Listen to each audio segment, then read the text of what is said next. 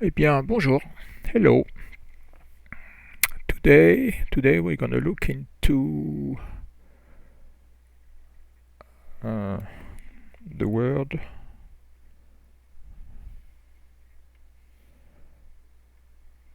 ouf, ouf, ouf. Uh, the ou can be used as a adverb interrogatif, like où suis-je? Where am I? But it can also be used as a pronom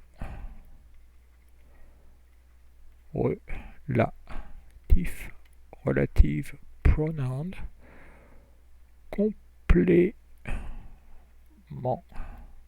complément circonstance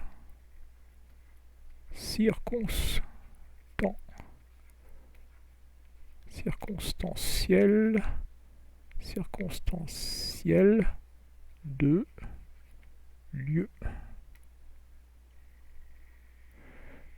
So circumstantial complement of lieu is place, location. It can even be used as a complément circonstanciel de temps. So de temps, but not here. I mean, it's less common. So I'm only going to talk about this complément circonstanciel de lieu. Pronom relatif. And I found two examples of this in a single page of a French comic book, bande dessinée. So here's one example.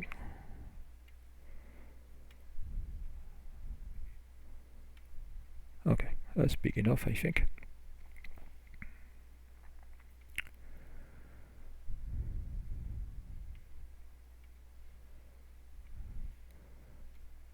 Okay, so that's part one. Let me read it first.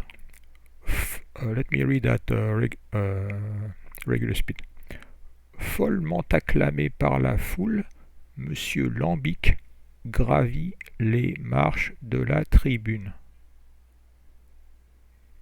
Okay, so if I speak slower, follement acclamé, there's a liaison here.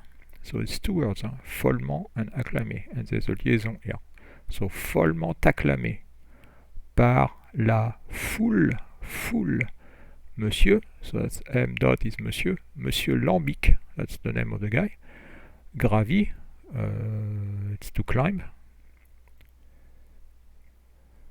Gravi les marches de la tribune. So let me try to translate that. Follement acclamé par la foule. Follement is like crazily, acclaimed by the crowd. Mr. Lambic climbs. I think it could be. Hold on, let me make sure the tense. Yeah, it's a present. Indicatif présent, third person. So Gravi climbs the steps of the tribune is the grandstand. Okay. So next bubble. So you have that famous ou, pronom relatif complément circonstanciel de lieu, où le président de la République lui souhaite personnellement la bienvenue. Ou le président de la République lui souhaite personnellement la bienvenue. So where the president of the Republic lui souhaite wishes him personally wishes him personally welcome, is welcome, something like that. So here, okay, so here is the ou right here. So it's a pronoun relative. It means that it must have an antécédent. Antécédent, it's called in French. Antécédent.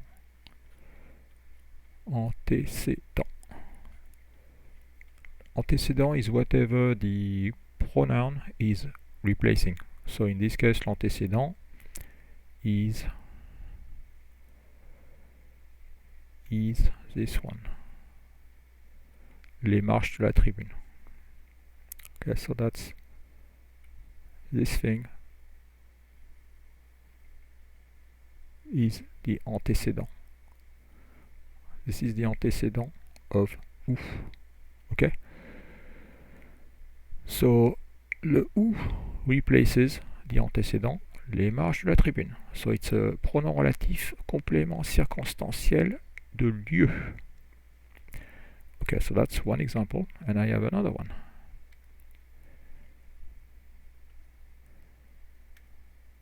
Okay, so that's another one. Okay, let me do some reading, light reading. Comme je vous le disais, comme je vous le disais. So this is dire at imparfait. Dire à l'imparfait, to tell, to say, imparfait. Chers auditeurs, la tension du public augmente à mesure que l'heure avance. Un imposant service d'ordre veille sur la tribune d'honneur. Okay, let me reread slower. Comme je vous le disais, chers auditeurs, la tension du public augmente à mesure que l'heure avance. Un imposant service d'ordre veille sur la tribune d'honneur. Let me try to translate that. As I was telling you, dear listeners, the tension of the public, the tension of the crowd, increases. So that's present tense. Increases à mesure que,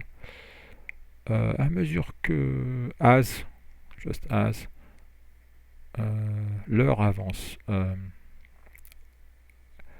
As time